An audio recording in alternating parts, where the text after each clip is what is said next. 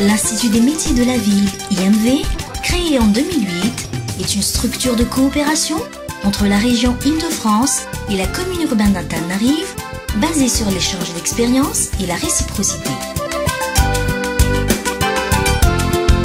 Depuis 2008, les actions se sont enrichies d'un important volet en faveur des transports, mais cette coopération concerne de nombreux domaines d'intervention, notamment sur la mobilité urbaine, préservation du patrimoine bâti et paysager, tourisme urbain durable, l'eau et assainissement, planification urbaine, agriculture urbaine. L'ARIF et l'IMV, en partenariat avec la CUA, mettent en œuvre depuis quelques années de multiples projets se traduisant par des actions concrètes. Nombreuses sont les réalisations au profit des Tananariviens, financées principalement par l'ARIF, mais ces trois entités créent sans cesse de nouveaux projets pour améliorer la vie quotidienne de la population urbaine d'Antananarive.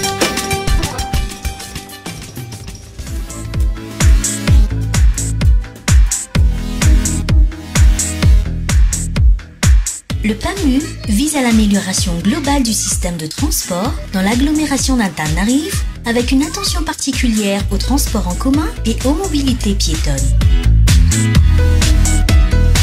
Les premières réflexions engagées sur ce thème entre les représentants de la CUA et de l'ARIF en juin 2008 ont conduit à l'engagement officiel de l'élaboration du programme d'amélioration de la mobilité urbaine lors de la première table ronde Amélioration de la mobilité urbaine tenue en septembre 2008. Le programme est structuré en deux axes d'intervention.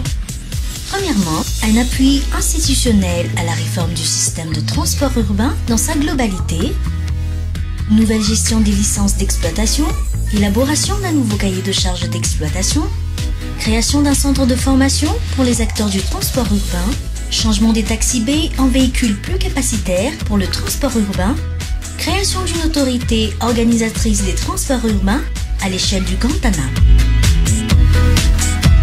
Le deuxième axe d'intervention est la mise en place de projets pilotes avec amélioration des infrastructures liées à la mobilité urbaine pour démontrer qu'une amélioration à court terme est possible. Après les aménagements de la ligne 119 avec 22 abribus, 15 totems, 3 blocs sanitaires et la rénovation des gargotes sur le site d'Ankatsu, les secondes lignes pilotes sont la 128, 160, 166 qui relie Antanmen, Ankatsu et Mamassen.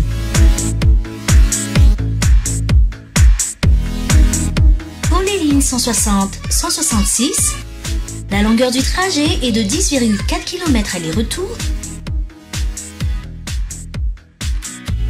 27 arrêts sur les 32 seront touchés par les aménagements, dont voici un exemple. Sur l'arrêt Ampanjanes-Belair, 2 abribus seront construites avec la réhabilitation des trottoirs.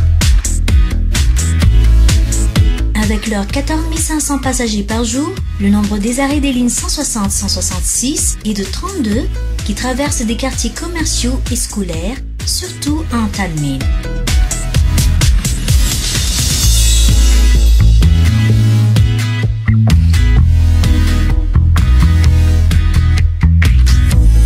Sur le terminus d'Antanmen, 3 abribus de nouvelle génération seront installés et un abribus pour les lignes passantes.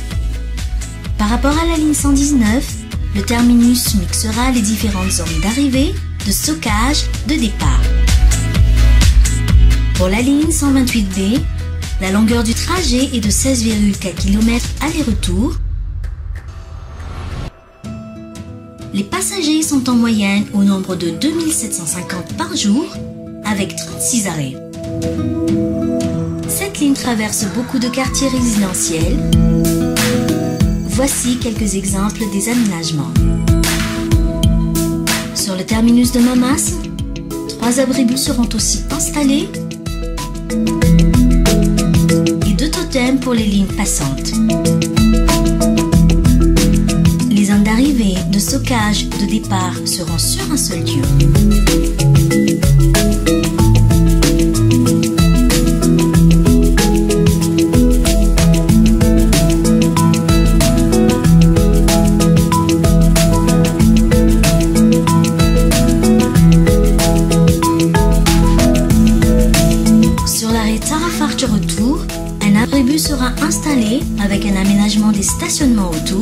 pour une meilleure fluidité de la circulation.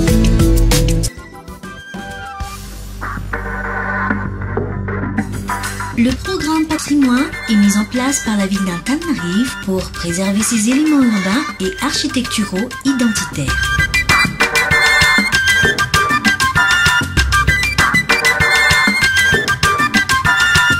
Il a été défini ainsi le secteur sauvegardé correspondant à la haute ville et une zone de protection du patrimoine architectural, urbain et paysager. Le volet réglementaire, inclus dans le circuit d'octroi du permis de construire, régit les nouvelles constructions, les réhabilitations et démolitions à l'intérieur de la ZPP-AUP. Un service de conseil et d'accompagnement aux porteurs de projets est assuré en permanence par l'architecte de la CUA.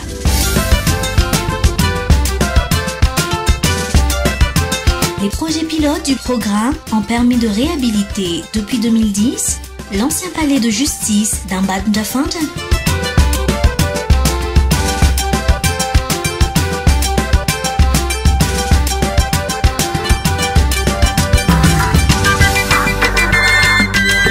le jardin du PM Rhein-Leerwoon en Boutsi,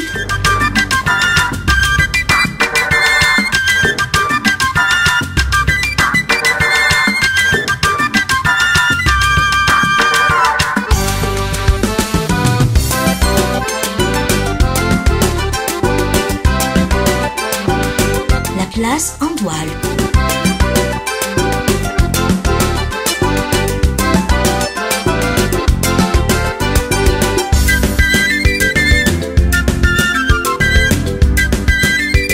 Actuellement, le projet de réhabilitation de la résidence des maires à Anzui est en cours, dont l'objectif est de réintégrer le site dans la ville actuelle du quartier, notamment en ouvrant le site au public et en y aménageant la future maison du patrimoine et du tourisme de la ville d'Antananarive.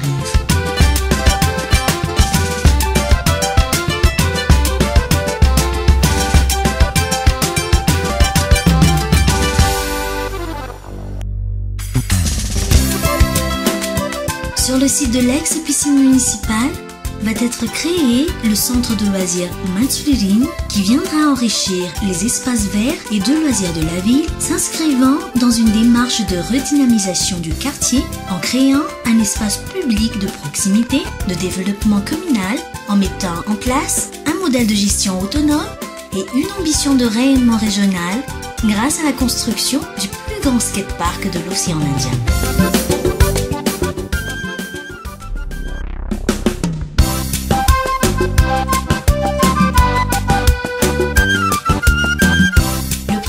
Développement du tourisme durable et urbain à Antananarive est mis en œuvre par la ville depuis 2007 afin d'apporter des bénéfices palpables à ses habitants,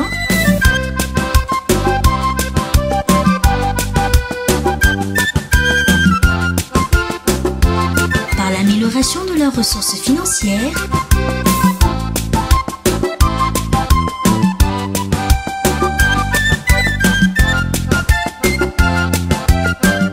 l'amélioration des services quotidiens et d'équipements publics.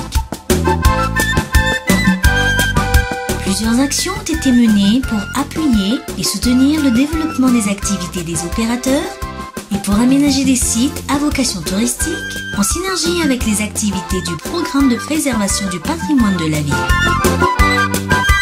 L'aménagement de la placette de l'ancien palais de justice d'Ambatthufontein est un nouveau point d'intérêt du circuit de découverte de la haute ville où les visiteurs peuvent s'arrêter et apprécier la vue panoramique de la partie est de la ville. La mise en tourisme de la Haute-Ville est la stratégie choisie par la ville à la suite de la concertation avec les acteurs pour les années à venir. Dans ce cadre, la place d'Andoual, à proximité des monuments phares tels le Palais de la Reine, le Palais du Premier ministre, les temples commémoratifs des martyrs, etc. et la porte de la Haute-Ville. Elle a reçu des aménagements pour y accueillir diverses activités économiques, ludiques et culturelles. site conserve, d'une part, des valeurs historiques, car c'est le lieu de discours royaux et d'intronisation des souverains. Et d'autre part, un lieu symbolique. L'indépendance de Madagascar y a été déclarée en 1958.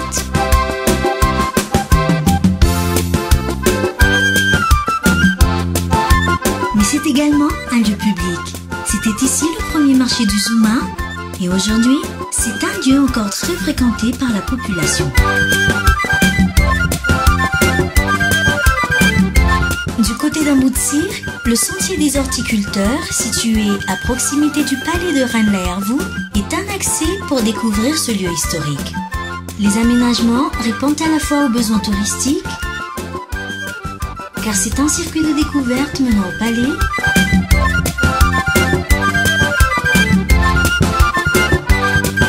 et aux besoins sociaux en améliorant le cadre de vie des riverains,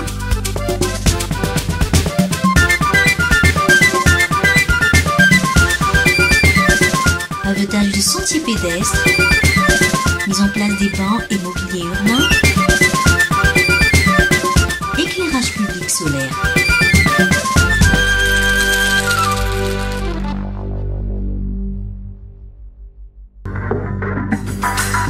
L'ONG East, partenaire de l'IMV, intervient à Madagascar depuis 2006 dans le cadre de la coopération décentralisée entre la région Île-de-France et la commune urbaine d'Antananarivo pour la mise en place du programme d'accompagnement social et sanitaire de la ville.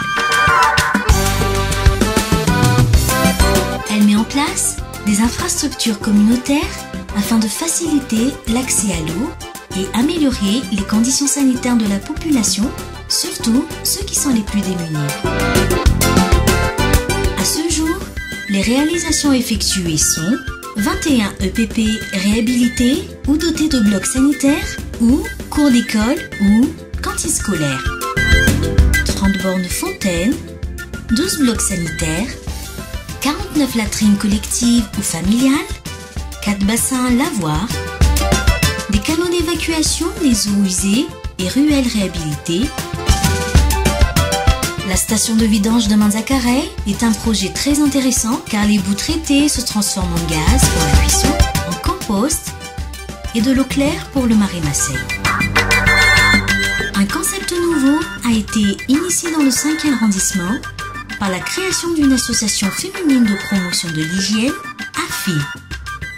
Elles assurent le nettoyage des quartiers tout en sensibilisant la population à l'hygiène et au respect de l'environnement.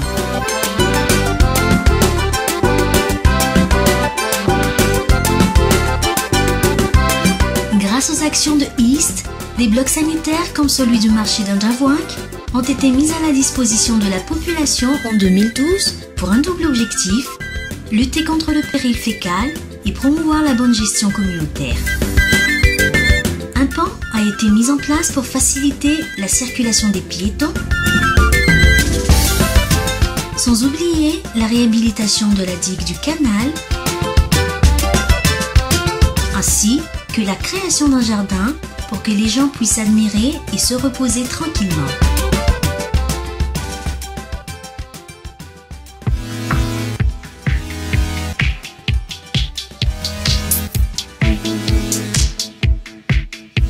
La CUA, avec l'appui de l'IMV, initie une démarche de grands projets urbains. Il s'agit d'expérimenter une nouvelle façon de refabriquer la ville en concertation avec les différents acteurs et avec l'appui des opérateurs privés sur 2 sites qu'elle a définis comme stratégiques pour le développement urbain de la capitale. Premier site, Anus Mamas, qu'il s'agit de valoriser en tant que pôle central attractif. Le deuxième site, les alentours du Massey, pour lesquels il s'agit d'anticiper et de structurer l'urbanisation future et de faire participer le privé au financement d'équipements publics. Les études de diagnostic et orientation d'aménagement sont en cours. Sur Anus Mamas, l'objectif est de renforcer le caractère public du site. En sport, les équipements terrain, dojo, gymnase seront réorganisés et améliorés. De nouveaux bâtiments seront érigés, dédiés à la culture et au commerce avec des espaces publics. Une partie du mur d'enceinte de Mamas sera remplacée par des espaces ouverts invitant la population à profiter des nouveaux aménagements. Des cheminements piétons permettront de traverser l'enceinte actuelle de Mamas et de rejoindre Anous, qui deviendra l'espace vert central principal de la ville. Des passerelles seront construites sur le lac Anous pour profiter de la vue panoramique de la haute ville depuis le lac. Pour réaliser ces objectifs, l'IMV appuie la CUA dans la réflexion d'un montage de projet original au sein duquel les aménagements pourraient être financés notamment par le privé qui pourra se rémunérer par les nouvelles activités rentables sur le site. Le processus de concertation avec la population sur le projet a démarré avec la réalisation d'une fresque murale ayant pour thème la mobilité à Antananarivo, aujourd'hui, demain, dans 50 ans. Les premières réalisations à Mamas se feront en effet dans le cadre du PAMU.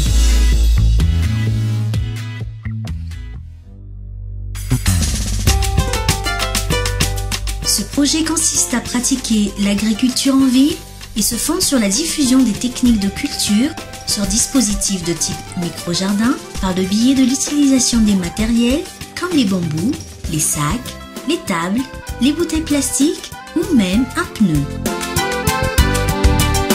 Entamée en 2011, la première phase a été de mettre en place des dispositifs pilotes dans les EPP et familles vulnérables de la ville d'Antananarivo afin de promouvoir l'autosuffisance alimentaire. Comme Madame Odette Suzanne qui habite en Kourndjin, elle a cultivé des légumes tels que les carottes, les pommes de terre, les haricots verts et bread, destinés à sa consommation quotidienne et à la vente aussi pour arrondir la fin du mois.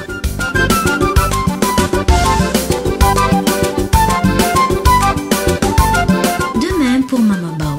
Elle plante, juste dans sa cour, des breads qu'elle utilise souvent comme ingrédient principal de ses repas quotidiens.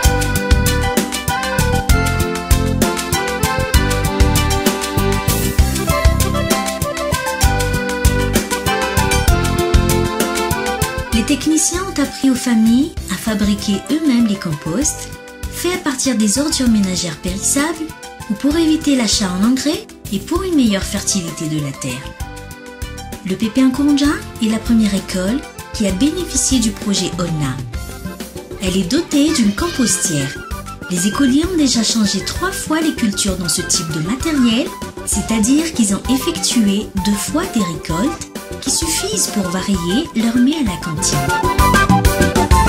Ainsi, le projet OLNA, financé par la région Île-de-France, aide les habitants défavorisés à s'autosuffire en denrées alimentaires et avoir plus dans leurs revenus. En 2012, OLNA, en collaboration avec la CUA et l'ONGSA, a initié la mise en culture des ignames qui rassasient parfaitement tout en apportant des vitamines et peuvent être aussi associés avec d'autres aliments pour concocter un bon plat. Le projet OLNA élargira prochainement son public cible à d'autres milliers de foyers afin de lutter contre la malnutrition, améliorer les ressources financières des familles défavorisées, tout en multipliant les espaces verts de la ville d'Antananarivo.